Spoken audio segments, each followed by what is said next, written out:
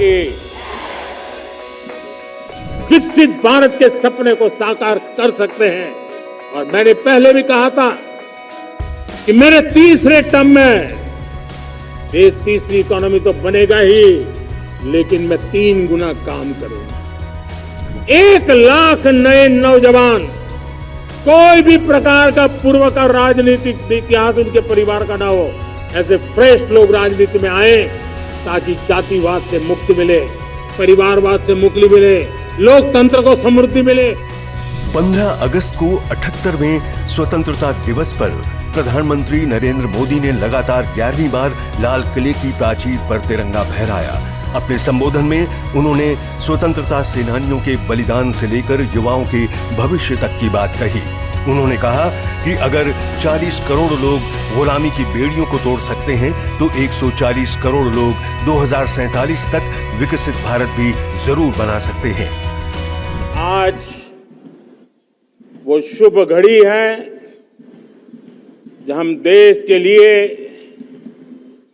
मर मिटने वाले,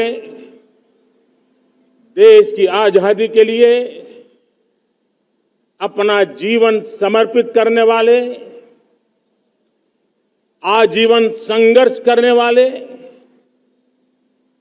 फांसी के तख्त पर चढ़कर के भारत मां की जय के नारे लगाने वाले, अनगिनत आजादी के दीवानों को नमन करने का ये पर्व है, उनका पुण्य स्मरण करने का पर्व है।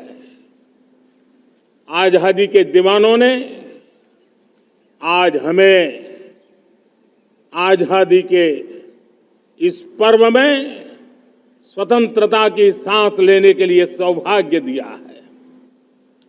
यह देश उनका ऋणी है। ऐसे हर महापुरुष के प्रति हम अपना श्रद्धा भाव व्यक्त करते हैं।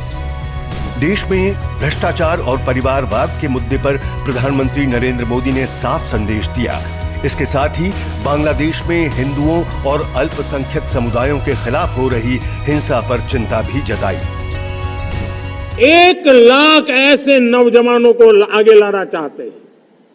शुरुआत में 1 लाख नौजवानों को आगे लाना चाहते हैं जिनके परिवार में किसी का भी कोई राजनीतिक बैकग्राउंड ना हो, जिसके माता पिता भाई बहन चाचा मामा मामी कभी भी राजनीति में नहीं रहे, किसी भी पीढ़ी में नहीं रहे, ऐसे होनहार नौजवानों को फ्रेश ब्लड 1 लाख, चाहे वो पंचायत में आए, चाहे नगर पालिका में आए, चाहे जिला परिषदों में आए, चाहे विधानसभा में आए, लोकसभा में आए, 1 लाख नए नौजवान, कोई भी प्रकार का पूर्व का राजनीतिक इतिहास उनके परिवार का ना हो, ऐसे फ्रेश लोग राजनीति में आए ताकि जातिवाद से मुक्ति मिले, परिवारवाद से मुक्ति मिले, लोकतंत्र को समृद्धि मिले। और जरूरी नहीं है कि एक दल में जाए, उनको जो पसंद हो उस दल में जाए, उस दल में जाकर के वो जनप्रतिनिधि बन करके आगे आए।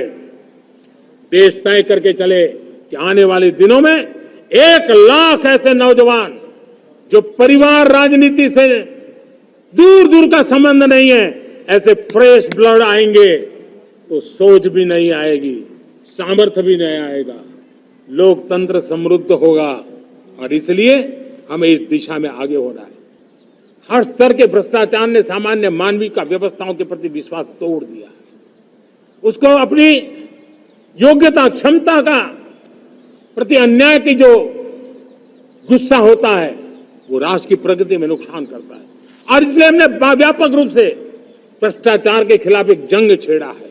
मैं जानता हूं इसकी कीमत मुझे चुकानी पड़ती है, मेरी प्रतिष्ठा को चुकानी पड़ती है, लेकिन राष्ट्र से बड़ी मेरी प्रतिष्ठा नहीं हो सकती है, राष्ट्र के सपनों से बड़ा मेरा सपना नहीं हो सकता। और इसलिए ईमानदारी के साथ भ्रष्टाचार के खिलाफ मेरी लड़ाई जारी रहेगी।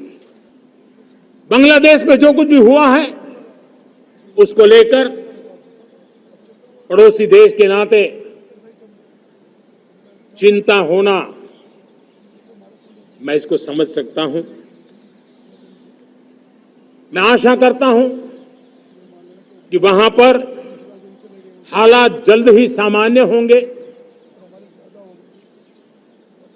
खास करके 140 करोड़ देशवासियों की चिंता कि वहां हिंदू, वहां के अल्पसंख्यक, उस समुदाय की सुरक्षा सुनिश्चित हो। प्रधानमंत्री ने धर्मनिरपेक्ष नागरिक संहिता पर जोर देते हुए एक राष्ट्र एक चुनाव का सपना साकार करने का आह्वान किया। सभी राजनीतिक दलों ने अपने विचार रखे हैं। एक कमेटी ने बहुत बढ़िया अपना रिपोर्ट तैयार किया है। वन नेशन वन इलेक्शन के लिए देश को आगे आना होगा। मैं लाल किले से तिरंगे की साक्षी में देश के राजनीतिक दलों से आग्रह करता हूं, देश के संविधान को समझने वाले लोगों से आग्रह करता हूं कि भारत की प्रगति के लिए, भारत के संसाधनों का सर्वाधिक उपयोग जन सामान्य के लिए हो, उसके लिए वन नेशन वन इलेक्शन के सपने को साकार करने के लिए हमें आगे आना चाहिए।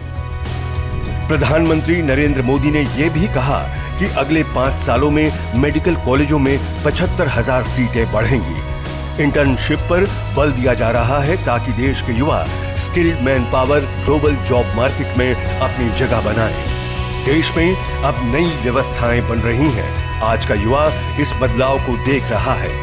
इस अवसर पर प्रधानमंत्री नरेंद्र मोदी ने बिरसा मुंडा को भी याद किया। उन्होंने अपने संबोधन से कई तरह के संदेश दिए और साफ तौर पर अपनी प्राथमिकताओं को बताया। भारत माता की, भारत माता की, वंदे वंदे वंदे वंदे, जय हिंद, जय हिंद, जय हिंद। भाजपा संगवारी से जुड़ने के लिए इस चैनल को सब्सक्राइब करें और बेल आइकन पर टैप करें। लाइक और शेयर करना ना भूलें।